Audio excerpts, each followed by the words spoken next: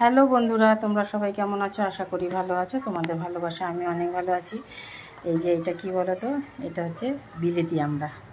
এবার এই বিলেতি আমড়াটা আমি একটু মিক্সিতে ব্লেন্ড করে নিয়েছি, কেননা একদম গোটা গোটা না ভালো লাগবে না। আর দিয়ে দিয়েছি দেখো কাসন্দ, আর এটার সাথেই দুটো কাঁচা লঙ্কা দিয়েছি, লবণ দিয়েছি, দিয়ে এইবার একটু মেখে নেব। চামচটা দিয়েই মাখছি, কাসন্দ তুলেছিলাম এই চামচটা দিয়ে, তাই এই চামচটা দিয়েই মাখছি।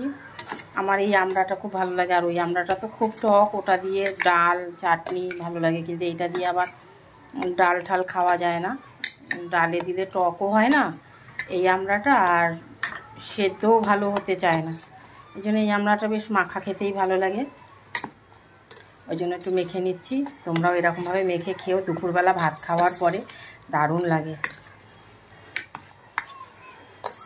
মুখের স্বাদটাই পাল্টে যায় আর কি।